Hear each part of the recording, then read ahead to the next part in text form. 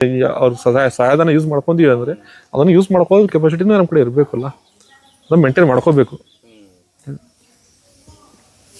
ನಾನು ಸ್ಟಿಕ್ ಆಗಿ ಯಾವುದೇ ಕೆಲಸ ಮಾಡಿದ್ರೆ ಸ್ಟಿಕ್ ಆಗಿ ಅದ್ರ ಜೊತೆ ಅದಕ್ಕೆ ಒಂದು ನಂದು ಅದಕ್ಕೆ ಟೈಮ್ ಕೊಟ್ಟು ಅದಕ್ಕೆ ತಕ್ಕಂಗೆ ಅದಕ್ಕೆ ಏನು ಬೇಕು ಅದನ್ನ ನಾವು ಸ್ವಂತಕ್ಕೆ ಮಾಡ್ಕೊಂಡು ಏನೋ ಈ ಸರಳತೆನೇ ಇರ್ತಲ್ಲ, ಎಲ್ಲ ಚೀಲಗಟ್ಲೆ ಗೊಬ್ಬರ ಅಲ್ಲಿ ರೊಕ್ಕ ಕೊಟ್ಟು ಸಿಗ್ತೈತೆ ಅಂತಂದು ಸುರಿದು ಬಿಟ್ಟು ರೈತರು ಯಾವಾಗ ಬಿಡ್ತಾರಲ್ಲ, ನಿಜವಾಗ ರೈತರು ಒಳ್ಳೆ ರೈತರು ಆಗ್ಬೇಕಂದ್ರೆ ಯೂರಿಯಾ DAP ಬಿಡಬೇಕು.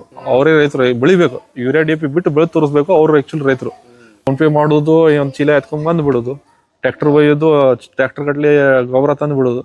ನೀವು ನಿಜವಾಗ ರೈತರು ಆಗ್ಬೇಕಂತಂದ್ರೆ ಯೂರಿಯಾ DAP ಬಿಡ್ರಿ, ನೀವು ಗೊಬ್ಬರದಿಂದ ಮಾಡಿದ್ರೆ ನಿಜವಾದ ರೈತರು ಬೆಳೆದು ತೋರಿಸ್ಬೇಕು ಯೂರಿಯಾ DAP.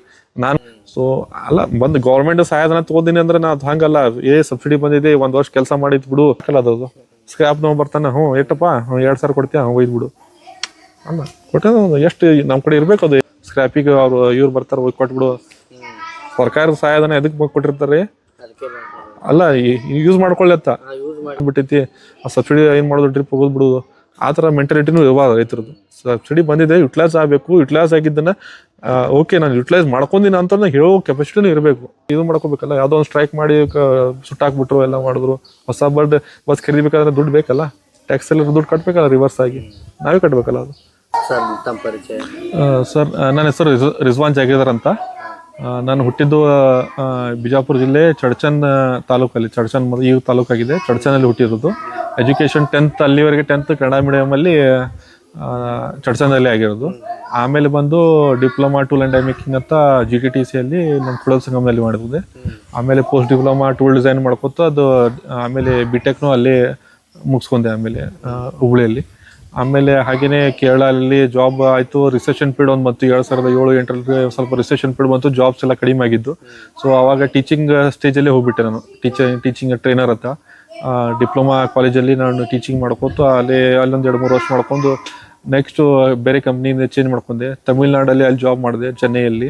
ಮಧುರೈ ಮಾಡಿದ್ದೀನಿ, ಅಥವಾ ಟುಟುಕುರಿನತ್ತ ಅಲ್ಲೆಲ್ಲ ಆ ಥರ ಎಲ್ಲ ಮುಗಿಸ್ಕೊಂಡೆ. ಸೌತಲ್ಲಿ ಆಲ್ಮೋಸ್ಟ್ ಬೆಂಗಳೂರಲ್ಲಿ 2 ವರ್ಷ ಮಾಡಿದೆ, ಹೊಸಕೋಟೆಯಲ್ಲಿ ಇದೆ ಬೆಂಗಳೂರಲ್ಲಿ. ಅಲ್ಲಿ 2 ವರ್ಷ ಮುಗಿಸ್ಕೊಂಡು ಆಮೇಲೆ ಇಲ್ಲಿ ಪೂನಾ, ಬಾಂಬೆ ಅದು ಆಯಿತು. ಆಮೇಲೆ ಚೆನ್ನೈಲಿ ಮತ್ತು ಬೇರೆ ಕಂಪ್ನಿ ಆಯಿತು. ಅಲ್ಲಿಂದ ದಿಲ್ಲಿವರೆಗೆ ಹೋದೆ. ದಿಲ್ಲಿಯಿಂದ ಬೇರೆ ಕಂಟ್ರಿ ಹೋಗೋ ಆಪ್ಷನ್ ಬಂತು, ಸಿಂಗಾಪುರ್ ಹೋಗಿ ಬಂದೆ. ಆಮೇಲೆ ಈ ಕಡೆ ಐಸ್ಲ್ಯಾಂಡ್ ಅಂತ ಆ ಕಡೆ ಕಳ್ಸೋರಿದ್ರು. ಆಮೇಲೆ ಅಲ್ಲಿವರೆಗೆ ನನಗೆ ಬೇಡ, ಒಂದು ಇಲ್ಲೇ ಸ್ಟಾಪ್ ಮಾಡೋಣ ಅಂತ ಜರ್ನಿ ಸ್ವಲ್ಪ ಯಾಕೋ ಭಾಳ ಹೆಡ್ಡೇಕ್ ಅನ್ನಿಸ್ತಾ ಇತ್ತು. ಅಲ್ಲಿಂದ ಕಟ್ ಮಾಡ್ಕೊಂಡು ಈ ಡೈರಿ ಹತ್ರ ಬಂದುಬಿಟ್ಟೆ. ಡೈರಿ ಅನ್ನೋಕ್ಕೆ ಡೈರೆಕ್ಟ್ ಡೈರಿಗೆ ಬರಲಿಲ್ಲ, ಅಗ್ರಿಕಲ್ಚರ್ ಹತ್ರ ಬಂದೆ. ಅಗ್ರಿಕಲ್ಚರಲ್ಲಿ ಕೆಲವು ಅವಾರ್ಡ್ಸ್ ಅದು ಅವಾರ್ಡ್ಸ್ ನಿಮ್ಮ ಶೇರ್ ಮಾಡ್ತೀನಿ. ಅದು ಅವಾರ್ಡ್ಸ್ ಯಾಕೆ ಅದು ಅಂದರೆ, ನಾನು ಸ್ಟಿಕ್ ಆಗಿ ಯಾವುದೇ ಕೆಲಸ ಮಾಡಿದ್ರೆ ಸ್ಟಿಕ್ ಆಗಿ ಅದ್ರ ಜೊತೆ ಅದಕ್ಕೆ ಒಂದು ನಂದು ಅದಕ್ಕೆ ಟೈಮ್ ಕೊಟ್ಟು ಅದಕ್ಕೆ ತಕ್ಕಂಗೆ ಅದಕ್ಕೆ ಏನು ಬೇಕು ಅದನ್ನ ನಾವು ಸ್ವಂತಕ್ಕೆ ಮಾಡ್ಕೊಂಡು ಏನೋ ಈ ಸರಳತೆನೇ ಇರ್ತಲ್ಲ, ಎಲ್ಲ ಚೀಲಗಟ್ಲೆ ಗೊಬ್ಬರ ಅಲ್ಲಿ ರೊಕ್ಕ ಕೊಟ್ಟು ಸಿಗ್ತೈತೆ ಅಂತಂದು ಸುರಿದು ಬಿಟ್ಟು ರೈತರು ಯಾವಾಗ ಬಿಡ್ತಾರಲ್ಲ, ನಿಜವಾಗ ರೈತರು ಒಳ್ಳೆ ರೈತರು ಆಗ್ಬೇಕಂದ್ರೆ ಯೂರಿಯಾ DAP ಬಿಡಬೇಕು. ಅವರೇ ರೈತರು ಬೆಳಿಬೇಕು, ಯೂರಿಯಾ DAP ಬಿಟ್ಟು ಬೆಳೆ ತೋರಿಸ್ಬೇಕು. ಅವರು ಆ್ಯಕ್ಚುಲಿ ರೈತರು. ನಾನು ಯೂರಿಯಾ DAP ಮಾಡಿ ನಾನು ಇದು ಮಾಡ್ತೀನಿ, ನಾನು ಎಲ್ಲ ಬೆಳಿತೈತೇನೆ ಅನ್ನೋದು ರೈತರೇ ಅಲ್ಲ. ಅಥವಾ ರಿಸರ್ಚ್ ಮಾಡ್ರಿ, ಎಲ್ಲ ಇದೆ ನಿಮ್ಮ ಹತ್ರ, ಏನಿಲ್ಲ. ಯಾಕೆ ಮೊದಲಿನ ಡಾಕ್ಟರ್ ಹೋಗೋದು ಇದ್ರೆ ಮೊದಲೇ ಎಲ್ಲಿ ಬಂದ್ರಿ? MBBS ಎಲ್ಲ BMS ಎಲ್ಲ ಬಂದಿದ್ದು ಇದೆ ಸ್ವಾತಂತ್ರ್ಯ ಸ್ವೀಕರಣ ನಂತರ ಚಾಲು ಆಗಿದ್ದು ಎಲ್ಲ. ಇವೆಲ್ಲ 50 ವರ್ಷದಿಂದ ಇವೆಲ್ಲ ಡಾಕ್ಟ್ರ್ ಎಲ್ಲ ಬಂತು, ಎಲ್ಲ ಆಯ್ತು. ಅದಕ್ಕಿಂತ ಮೊದಲು ಯಾರಿದ್ರು? ಆಯುರ್ವೇದಿಕ್ ತಾನೇ ಇದ್ದು. ನಮ್ಮ ಹಿರಿಯರೆಲ್ಲ ಹೆಂಡಿ ಗೊಬ್ಬರ ಮ್ಯಾಗೆ ಎಲ್ಲ ಕೃಷಿ ಎಲ್ಲ ಮಾಡ್ಕೊಂಡ್ ಬಂದ್ರಲ್ಲ, ಮಾಡ್ತಿದ್ರಲ್ಲ ಅವಾಗ. ಯಾಕಾಗಿಲ್ಲ? ಈಗಿನ ಜನರಿಗೆ ಏನಾಗಿದೆ? ಯಾಕಂದ್ರೆ ನೀವು ಮೈಂಡ್ ಸೆಟ್ ಅನ್ನು ಹೊಳ್ಸ್ಕೊಂಡ್ಬಿಟ್ಟಿರಿ ಎಲ್ಲ ಕಡೆ. ಯಾಕಂದ್ರೆ ಅಂಗಡಿಗೆ ಹೋಗ್ತಿರ್ತಾವ, ದೊಡ್ಡ ದೊಡ್ಡ ಅಂಗಡಿ ಇರ್ತಾವ. ಫೋನ್ ಪೇ ಮಾಡೋದು, ಒಂದು ಚೀಲ ಎತ್ಕೊಂಡ್ ಬಂದು ಬಿಡೋದು, ಟ್ರ್ಯಾಕ್ಟರ್ ಒಯ್ಯೋದು, ಟ್ರ್ಯಾಕ್ಟರ್ ಗಟ್ಲೆ ಗೊಬ್ಬರ ತಂದು ಬಿಡೋದು. ನೀವು ನಿಜವಾಗ ರೈತರು ಆಗ್ಬೇಕಂತಂದ್ರೆ ಯೂರಿಯಾ DAP ಬಿಡ್ರಿ, ನೀವು ಗೊಬ್ಬರದಿಂದ ಮಾಡಿದ್ರೆ ನಿಜವಾದ ರೈತರು ಬೆಳೆದು ತೋರಿಸ್ಬೇಕು ಯೂರಿಯಾ DAP. ನಾನು ಸ್ಟಾರ್ಟ್ ಮಾಡಿದ್ದು ಅದನ್ನೇ. ದ್ರಾಕ್ಷಿ ಮಾಡ್ಬೇಕಂದ್ರೆ ಯೂರಿಯಾ DAP ಬಿಟ್ಟೆ ನಾನು ಮಾಡಿದ್ದಕ್ಕೆ ನನಗೆ ಅವಾರ್ಡ್ ಕೊಟ್ಟಿದ್ದು ಅಂತಂದು. ನಾನೊಂದು ಕೆಲವೊಂದು ರಿಸರ್ಚ್ ಮಾಡ್ತಾ ಇದ್ದೆ. ಅದಕ್ಕೂ 1-2 ವರ್ಷ 3 ವರ್ಷ ಸಾಲಿಲ್ಲ ನನಗೆ ಆ್ಯಕ್ಚುಲಿ ರಿಸರ್ಚು. ಯಾಕಂದರೆ ಅದ್ರಲ್ಲಿ ರಿಸರ್ಚ್ ಟೈಮ್ ಬೇಕು ಅದಕ್ಕೆ. ಒಂದು ಕನಿಷ್ಠ ಒಂದು 4-5 ವರ್ಷ ಅಂದರೆ ಆ ಪರ್ಟಿಕ್ಯುಲರ್ ಸ್ಟೇಜ್, ದವಣಿ ಸ್ಟೇಜು ಅಥವಾ ಇನ್ನು ಬರ್ತಾ ಇರ್ತಲ್ಲ ಕರ್ಪ, ಅದು ಎಲ್ಲ ದ್ರಾಕ್ಷಿಯಲ್ಲಿ ಬರ್ತಾ ಇರ್ತಲ್ಲ, ಆ ಸ್ಟೇಜಲ್ಲಿ ಯಾವ ಪ್ರಮಾಣದಲ್ಲಿ ಯಾವುದು ಔಷಧ ಕಂಬೈನ್ ಮಾಡಿ ಹೊಡಿಯೋದು, ಆ ಸ್ಟೇಜಲ್ಲಿ ರಿಸರ್ಚ್ ಮಾಡ್ಕೋಬೇಕು. ಯಾಕಂದ್ರೆ ನನ್ನ ಒಂದೇ ಹೊಲ ಸಾಲಲ್ಲ ಅದಕ್ಕೆ ರಿಸರ್ಚ್ ಮಾಡ್ಬೇಕಂದ್ರೆ. 1-3-4 ಮಂದಿಗೆ ಅದು ಔಷಧ ಕೊಟ್ಕೊಂಡು ಅದು ಕಂಟ್ರೋಲ್ ಮಾಡ್ತಿತ್ತು, ಇಲ್ಲೋ ಸ್ಪ್ರೇ ಮಾಡಿಸಿ ನೋಡ್ಬೇಕೆಲ್ಲ ಮಾಡ್ಬೇಕು. ಸೊ ಇದೆಲ್ಲ ಮಾಡ್ತಾ ಕಂಟ್ರೋಲಿಂಗ್ ಬಂದಿತ್ತು. ಅದನ್ನು ನಾನು ಮಾಡೋದು ನೋಡಿನೇ ನಮ್ಮ ರೈತ ಸಂಪರ್ಕ ಕೇಂದ್ರದ ಅಧಿಕಾರಿಗಳಿದ್ರು, ಎಲ್ಲರೂ ನಮ್ಮ ಎಕ್ದಮ್ ನಮ್ಮ ಪ್ರೋತ್ಸಾಹ ಮಾಡೋರು ಭಾಳ ಜನ ಇದ್ರು ಆ ಟೈಮಲ್ಲಿ. ನಾನು ಅಗ್ರಿಕಲ್ಚರ್ ಸ್ಟಾರ್ಟ್ ಒಂದು 10 ವರ್ಷದಿಂದ 11 ವರ್ಷದಿಂದ ಅಗ್ರಿಕಲ್ಚರ್ ಬಂದ ಮೇಲೆ ಅವಾಗ ನನಗೆ ಎಲ್ಲ ಗೈಡೆನ್ಸ್ ಅಲ್ಲಿ ಇದ್ದವರು ನಮ್ಮ ಬಸವರಾಜ್ ಜಕಾತಿ ಅಂತವ್ರು ಒಬ್ಬ ಅಗ್ರಿಕಲ್ಚರ್ ಆಫೀಸರ್ ಇದ್ದಾರೆ. ಆಮೇಲೆ AO ಮೇಡಮ್ ಇದ್ದು ಪಟ್ಟಣ ಶೆಟ್ಟಿ ಮೇಡಮ್ ಅವರು ಅಂತ ಅವ್ರ ಹೆಸರು ಹೇಳ್ಬೇಕು, ಆಕ್ಚುಲಿ ನೆನೆಸ್ಬೇಕು ಅವರೆಲ್ಲ. ಹಾಗಾದ್ರೆ ರೈತರ ಪರವಾಗಿ ಕೆಲಸ ಮಾಡಿದವ್ರು ನೆನೆಸ್ಬೇಕು ಅಧಿಕಾರಿಗಳನ್ನ. ಹಾ ಅದೇ ಆತಲ್ಲ, ಈಗ ನನಗೆ ಯಾರು ಗೈಡೆನ್ಸ್ ಮಾಡಿದಾರ ಅವ್ರು ನನಗೆ ಮರೆಯಕ್ ಆಗಲ್ಲ ಅವ್ರಿಗೆ. ಸೊ ಅವಾಗ ನನ್ಗೆ ಹೆಲ್ಪ್ ಭಾಳ ಮಾಡಿದ್ರು ಅವಾಗ ಸ್ಟಾರ್ಟಿಂಗ್ ಅಲ್ಲಿ. ಇವನ್ ತೊಗರಿನ ನಾನು 10 ವರ್ಷ 12 ವರ್ಷದಿಂದ ಡ್ರಿಪ್ ಅಲ್ಲಿ ಮಾಡಂತ ಅವರು ಮೇಡಮ್ ಅವ್ರು ಹೇಳಿಕೊಟ್ಟಿದ್ರು. ಡ್ರಿಪ್ ಇವನ್ ಅವ್ರ ಸಬ್ಸಿಡಿಲಿ ತಮ್ಮ ಇದರಿಂದ ಮಾಡಿಸ್ಕೊಟ್ಟಿದ್ರು. ಡ್ರಿಪ್ ಅಲ್ಲಿ ಬೆಳೆ ತೋರಿಸಿ ಅವರಿಗೆ. ಆಮೇಲೆ ಅದು 10-12 ವರ್ಷ ಅಂದ್ರೆ ಯಾವುದು ತೊಗರಿ ಬಿತ್ತದಾದ್ಮೇಲೆ ಗೋಧಿ ಬಿತ್ತಿದ್ದೇನೆ ಡ್ರಿಪ್ ಅಲ್ಲಿ. ಸೊ ಉಳ್ಳಾಗಡ್ಡಿ ಡ್ರಿಪ್ ಅಲ್ಲಿ ಮಾಡಿದೆ 10-12 ವರ್ಷದಿಂದ ಡ್ರಿಪ್ ಅಲ್ಲಿ. ಸೊ ಅದರೆಲ್ಲ ಪ್ರೋತ್ಸಾಹ ಮಾಡ್ಕೋತ ಬಂದ್ರಲ್ಲ, ಅಲ್ಲಿಂದ ನನಗೆ ಸ್ಟಾರ್ಟ್ ಆಗ್ತದೆ. ನೀವು ಮಾಡ್ಬೇಕಂದ್ರೆ ಒಬ್ಬರ ಕಡೆಯಿಂದ ಆಗಲ್ಲ, ಯಾರಾದ್ರೂ ಪ್ರೋತ್ಸಾಹ ಹಿಂದ್ಗಡೆ ಬೇಕೇ ಬೇಕು. ಸೊ ಅವ್ರ ಕಡೆಯಿಂದನೇ ಚಾಲು ಆಗೋದು ಮೇನ್. ಅದು ಒಬ್ರು ಯಾರೋ ನಿಮ್ಗೆ ಮೋಟಿವೇಶನ್ ಅಲ್ಲಿ ಇರಬೇಕು, ಅಥವಾ ನಾವ್ ಯಾರೋ ಮೋಟಿವೇಟ್ ಆಗ್ತಿರ್ಬೇಕು ಅವ್ರು ನೋಡ್ಕೊಂಡು. ಒಬ್ನೇ ಯಾರಾದ್ರು ಒಂದು ಕತ್ತಿದ್ರೆ ಅಂದ್ರೆ ಅವ್ರ ಕತ್ತಿ ಕೇಳ್ಕೊಂಡು ಕುಂದ್ರದಲ್ಲ. ಅವ್ರನ್ನ ನಾವು ವರ್ಕ್ನು ಮಾಡಬೇಕು, ಅವ್ರು ವರ್ಕ್ ಮಾಡಿಸೋರು ಇರಬೇಕು ಜೊತೆಲಿ. ಸೊ ಅಂದ್ರೇನೆ ಕೆಲಸ ಆಗೋದು. ಸೊ ಆ ಟೈಮಲ್ಲಿ ಅವರು ಎಲ್ಲ ಗುಸ್ಕೊಂಡು ನನಗೆಲ್ಲ ಸಪೋರ್ಟ್ ಮಾಡಿದ್ರು ಆ ಟೈಮಲ್ಲಿ. ಇವಾಗೂ ಇದ್ದಾರೆ ಅಗ್ರಿಕಲ್ಚರ್ ಡಿಪಾರ್ಟ್ಮೆಂಟ್ ಅಲ್ಲಿ ಇದ್ದಾರೆ. ನಮ್ದು ಸರ್ ಇದ್ದಾರೆ, ಇನಾಮದಾರ್ ಸರ್ ಅಂತ ಇದ್ದಾರೆ. ನಮ್ಮ ಫ್ರೆಂಡ್ಸ್ ಸರ್ಕಲ್ನು ಇದೆ.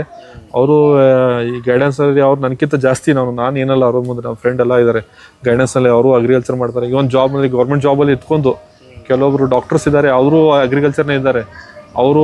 ಅವ್ರ ಕಡೆಯಿಂದ ನಾಲೆಜು ಅಥವಾ ಅವ್ರು ಫ್ರೀ ಇದ್ದಲ್ಲಿ ಅವ್ರು ಏನೋ ಅವರು ಒಂದು ಸ್ವಲ್ಪ ಏನೋ ರಿಸರ್ಚ್ ಟೈಪ್ ಮಾಡ್ತಾ ಇರ್ತಾರೆ. ಇವಾಗ ನಾನು ರೀಸೆಂಟಾಗಿ ಕಬ್ಬಿಗೆ ಬಂದೇನೆ. ನನಗಿಂತ ಮೊದಲು ನನ್ನ ಒಬ್ಬ ಡಾಕ್ಟರ್ ಫ್ರೆಂಡ್ ಇದ್ದಾನೆ ಅಂತಂದ್ರೆ, ಅವರು ಡಾಕ್ಟರ್ ಆಗಿನೋ ಕಬ್ಬು ಮಾಡ್ತಾ ಇದಾರೆ. ಅವರು ತಮ್ಮ ರಿಸರ್ಚ್ ಅವ್ರು ಹೇಳ್ತಾ ಇದಾರೆ ಅಲ್ಲಿ. ಸೊ ನಾನು ಡಿಸ್ಕಷನ್ ಇದ್ದೇ ಇರ್ತೈತೆ ಯಾವಾಗಲೂ ಅವರು ನಮಗೆ ಕಾಂಟ್ಯಾಕ್ಟಲ್ಲಿ. ನಾನು ಅದರಲ್ಲಿ ಮತ್ತೆ ಕಬ್ಬಿನೊಳಗೆ ನಾನು ಒಂದು ಸ್ವಲ್ಪ ಮತ್ತೆ ಇದ್ರೊಳಗೆ ಚಾಲು ಮಾಡಿದ್ದೀನಿ. ಇದ್ರೊಳಗೆ ಈಗ ಎಲ್ಲರೂ ಕನ್ವೆನ್ಷನಲ್ 4 ಫೀಟಿನ ಸಾಲು ಇಟ್ಕೊಂಡು ಮಾಡಿದ್ರೆ, ನಾನು 6 ಫೀಟಿನ ಸಾಲಿನ ಮಾಡ್ಕೊಂಡೆ. ಕಬ್ಬಿನಲ್ಲಿ ಸಾಲಿನ ಸಾಲು ಹಳೆ ಪದ್ಧತಿಯಲ್ಲಿ ಮಾಡ್ತಿರೋದು. ಈಗ ನಾನು 6 ಫೀಟಲ್ಲಿ ಮಾಡಿದೆ. ಎಲ್ಲರೂ ಬಂದರು ಮತ್ತೆ ಅದೇ ಅಂದರು, ಟೈಮ್ ವೇಸ್ಟ್ ಕೆಲಸ ಅಂದರು. ಇರ್ಲಿ ಅಂದೆ. ಈಗ ನೀವು ನೋಡ್ಬೋದು ಅದಕ್ಕೆ ಉತ್ತರ ಅವ್ರನ್ನ ಹೋಗ್ತಾ ಬರ್ತಾ ನೋಡ್ತಾ ಇದ್ದಾರೆ ಅವರು ರಿಸಲ್ಟ್ ಏನಿದೆ ಅಂತ. ಸ್ವಲ್ಪ ಫಸ್ಟ್ ಟೈಮ್ ಮಾಡಿದ್ದೀನಿ ಕಬ್ಬ. ಫಸ್ಟ್ ಟೈಮ್ ನಾನು ಮಾಡಿದಿಲ್ಲ ಕಬ್ಬು, ಫಸ್ಟ್ ಟೈಮ್ ಮಾಡಿದ್ದೀನಿ. ಹಾಗೆ ತಪ್ಪಾಗಿ ಅದ್ರೊಳಗೆ ಏನಂತಲ್ಲ. ಇವನ್ ಅದರಲ್ಲಿ ಈ ಕಲಿಬೇಕಲ್ಲ, ಫಸ್ಟ್ ಟೈಮ್ ಮಿಸ್ಟೇಕ್ ಆದ್ಮೇಲೆ ಕಲಿಯೋನು ಮನುಷ್ಯ. ಸೊ ಅದರಲ್ಲಿ ಮಿಸ್ಟೇಕ್ ಆಗಿದೆ, ಇದನ್ನ ಅದರಲ್ಲೂ ಗೊತ್ತಾಗಿದೆ ಏನು ಮಾಡ್ಬೇಕಂತ. ಸೊ ಅದನ್ನು ಕಬ್ಬನ್ನು ಡ್ರಿಪ್ಪಲ್ಲೇ ಮಾಡಿರೋದು ಹೇಳ್ತೀನಿ. ಅದೇ ಡ್ರಿಪ್ ನನಗೇನು 8-10 ವರ್ಷ ಹಿಂದೆ ನಾನು ತೊಗರಿನ ಡ್ರಿಪ್ ಹೇಳಿದಲ್ಲ, ಆ ಡ್ರಿಪ್ಪನ್ನು ಮೇಂಟೈನ್ ಮಾಡಿದ್ದೀನಿ ನೀನು. ಆ ಡ್ರಿಪ್ಪಲ್ಲಿ ಅವು ನೆಟ್-ಎಫ್-ಎಂ ಕಂಪ್ನಿ ಚಲೋ ಕಂಪ್ನಿನ ಇದು ಮಾಡಿಸಿದ್ರು ಅವ್ರು ಮೇಡಮ್ ಅವರು. ಅದೇ ಕಂಪ್ನಿ ಡ್ರಿಪ್ ಇನ್ನೂ ಎಷ್ಟು ಒಂದು 8-10 ವರ್ಷನೇ ಆಗಿರ್ಬೋದು. ಆ ಡ್ರಿಪ್ಪನ್ನು ಇನ್ನೂ ನಡೀತಾ ಇದೆ ನನ್ನ ಹತ್ರ. ಸೊ ಅಲ್ಲ ಬಂದು ಗೌರ್ಮೆಂಟ್ ಸಹಾಯಧನ ತಗೋತೀನಿ ಅಂದ್ರೆ ನಾ ಅದು ಹಂಗಲ್ಲ. ಸಬ್ಸಿಡಿ ಬಂದಿದೆ, 1 ವರ್ಷ ಕೆಲಸ ಮಾಡಿದ್ ಬಿಡು, ಸ್ಕ್ರಾಪಿಗೆ ಅವ್ರು ಇವ್ರು ಬರ್ತಾರೆ ಹೋಗಿ ಕೊಟ್ಬಿಡು. ಸರ್ಕಾರದ ಸಹಾಯಧನ ಎದಕ್ಕೆ ಕೊಟ್ಟಿರ್ತಾರೆ ಅಲ್ಲ, ಯೂಸ್ ಮಾಡ್ಕೊಳ್ಳತ್ತ. ಯೂಸ್ ಆಗಿದೆ ಬಿಡು ಅಂತ ಹೇಳಿ 1 ವರ್ಷ ಯೂಸ್ ಮಾಡ್ಕೊಂಡು ಬೀಸಾಕ್ ಬಿಡುದಲ್ಲ. ನಾನು 8-10 ವರ್ಷ ಹಿಂದಿನ ಟ್ರಿಪ್ಗಳನ್ನ ಇವತ್ತಿನ ಕಬ್ಬಿನೂ ಹಾಕೊಂಡು ಯೂಸ್ ಮಾಡ್ತಾ ಇದ್ದೀನಿ ನಾನು. ಸೊ ಸರ್ಕಾರ ದುಡ್ಡು ಅದನ್ನ ನಮ್ದೇ ದುಡ್ಡಲ್ಲ, ಅದು ಸರ್ಕಾರಕ್ಕೆ ಹೋಗಿದ್ದು ಸರ್ಕಾರದ ಒಳಗೆ ಬರ್ತಾ ಇರೋದು ನಮ್ದೇ ದುಡ್ಡಲ್ಲ, ನಾವು ಟ್ಯಾಕ್ಸ್ ಕಟ್ಟಿದ ದುಡ್ಡೇ ಅಲ್ಲ. ಸೊ ಆ ದುಡ್ಡಿನ ನನಗೆ ನಾ ಕಟ್ಟಿದಲ್ಲ, ನಾವು ಯಾವುದೋ ಒಂದು ರೀತಿಯಿಂದ ಕಟ್ತಿರ್ತೀವಿ, ಸರ್ಕಾರಕ್ಕೆ ಹೋಗ್ತಾ ಇರುತ್ತೆ. ಅದು ಸರ್ಕಾರ ಸಬ್ಸಿಡಿ ರೂಪದಲ್ಲಿ ಮತ್ತೆ ನಮಗೆ ತಿರುಗಿ ಕೊಡ್ತಾ ಇದೆ. ಅದು ಆ ದುಡ್ಡು ಬಂದಿದೆ ಅಂತ ನಾವು ಸ್ಕ್ರ್ಯಾಪಲ್ಲಿ ಅದು ಡ್ರಿಪ್ ಯೂಸ್ ಆಗಿದೆ ಬಿಡು, 1-2 ವರ್ಷ ತೊಗರಿ ತಗೊಂಡಿದ್ದೀವಿ, ತೊಗರಿ ನಮ್ಮ ದುಡ್ಡು ಬಂದ್ಬಿಟ್ಟೈತಿ, ಆ ಸಬ್ಸಿಡಿ ಏನು ಮಾಡೋದು, ಡ್ರಿಪ್ ಹೋಗೋದು ಬಿಡೋದು, ಆ ಥರ ಮೆಂಟಾಲಿಟಿನೂ ಇವಾಗ ರೈತರದ್ದು. ಸಬ್ಸಿಡಿ ಬಂದಿದೆ, ಯುಟಿಲೈಸ್ ಆಗಬೇಕು. ಯುಟಿಲೈಸ್ ಆಗಿದ್ದನ್ನು ಓಕೆ ನಾನು ಯುಟಿಲೈಸ್ ಮಾಡ್ಕೊಂಡಿನ ಅಂತ ಹೇಳೋ ಕೆಪಾಸಿಟಿನೂ ಇರಬೇಕು ಜನರ ಹತ್ರ, ಅಂದ್ರೇ ಯೂಸ್ ಅಲ್ಲ. ಅದು ಎಲ್ಲಿ ಬಂತು, ನಮ್ಮ ಸರ್ಕಾರದೇ, ನಮ್ದಲ್ಲ, ನಮ್ಮ ಗೌರ್ಮೆಂಟ್ ನಮ್ಮ ಸೊತ್ತೇ ಅಲ್ಲ ಅದು. ನಮ್ಮ ಬಸ್ಗಳನ್ನ ಕಲ್ಲು ಹೊಡು ಎಲ್ಲ ಹಾಕ್ತಾರೆ, ಮಾಡೋದು ಗೊತ್ತಲ್ಲ. ಯಾರು ದುಡ್ಡಲ್ಲಿ ಬಸ್ ಬರೋದು, ಅವ್ರು ರಿಪೇರ್ ಮಾಡೋದು ಮತ್ತೆ ನಮ್ಮ ದುಡ್ಡಲ್ಲಿ ರಿಪೇರ್ ಮಾಡ್ತಾರಲ್ಲ. ಅದು ಅರ್ಥ ಮಾಡ್ಕೋಬೇಕಲ್ಲ ಜನರು. ಅದು ಯಾರು ದುಡ್ಡು ಅಲ್ಲ, ಬಸ್ ಖರೀದಿ ಮಾಡ್ಬೇಕಂದ್ರೆ ನಮ್ಮ ದುಡ್ಡಲ್ಲಿ ಖರೀದಿ ಆಗಿರ್ತದೆ, ಅದು ರಿಪೇರಿ ಮಾಡೋದು ನಮ್ಮ ದುಡ್ಡಲ್ಲಿ ಖರೀದಿ ಆಗಿರ್ತದೆ. ಅದು ರಿಪೇರಿ ಮಾಡ್ಬೇಕಂದ್ರೆ ನಮ್ದು ದುಡ್ಡಲ್ಲಿ ರಿಪೇರಿ ಆಗೋದು. ಅದು ಕಲ್ಲು ಹೊಡೋಕ್ಕಿಂತ ಮುಂಚೆನೇ ಇದು ಮಾಡ್ಕೋಬೇಕಲ್ಲ. ಯಾವುದೋ ಒಂದು ಸ್ಟ್ರೈಕ್ ಮಾಡಿ ಸುಟ್ಟಾಕ್ಬಿಟ್ರು, ಎಲ್ಲ ಮಾಡಿದ್ರು. ಹೊಸ ಬಸ್ ಖರೀದಿಬೇಕಾದ್ರೆ ದುಡ್ಡು ಬೇಕಲ್ಲ, ಟ್ಯಾಕ್ಸ್ ಎಲ್ಲ ದುಡ್ಡು ಕಟ್ಟಬೇಕಲ್ಲ, ರಿವರ್ಸ್ ಆಗಿ ನಾವೇ ಕಟ್ಟಬೇಕಲ್ಲ ಅದು. ಸೊ ಇದೇ ಥರ ಎಲ್ಲಿ ಬಂದರೂ ಸರ್ಕಾರದ ಯಾವ್ದು ಹಾರ್ಟಿಕಲ್ಚರ್ ಕ್ರಾಪ್ ಅಲ್ಲಿ ಟ್ರ್ಯಾಕ್ಟರ್ಗೆ ಅಥವಾ ಒಂದು ಸಬ್ಸಿಡಿ ಕೊಡ್ತಾ ಇದೆ ಅಂದ್ರೆ, ಏನೋ ಒಂದು ಮಟೀರಿಯಲ್ ಕೊಡ್ತಾ ಇದೆ ಅಂದ್ರೆ, ಅದು ಯಾವುದೋ ಒಂದು ಚಾಫ್ ಕಟ್ರು ನಮ್ದೇ ಹೇಳ್ತಾನೆ ಚಾಫ್ ಕಟ್ರು ಚಾಫ್ ಕೊಡ್ತಾ ಇದೆ, ಹೋಗ್ಬಿಡು 2 ವರ್ಷ ಯೂಸ್ ಮಾಡಿದ್ವಿ ಸಾಕಲ್ಲ. ಅದು ಸ್ಕ್ರಾಪ್ ನಾವು ಬರ್ತಾನೆ, ಎಷ್ಟಪ್ಪ 2,000 ಕೊಡ್ತೀಯ, ಒಯ್ದ್ಬಿಡು ಅಲ್ಲ. ಕೊಟ್ಟದ್ದು ಎಷ್ಟು ನಮ್ಮ ಕಡೆ ಇರಬೇಕು. ಅದು ಅವ್ರು ಸಹಾಯಧನ ಯೂಸ್ ಮಾಡ್ಕೊಂತೀವಿ ಅಂದರೆ ಅದನ್ನು ಯೂಸ್ ಮಾಡ್ಕೋದು ಕೆಪಾಸಿಟಿನೂ ನಮ್ಮ ಕಡೆ ಇರಬೇಕಲ್ಲ. ಅದನ್ನು ಮೇಂಟೈನ್ ಮಾಡ್ಕೋಬೇಕು.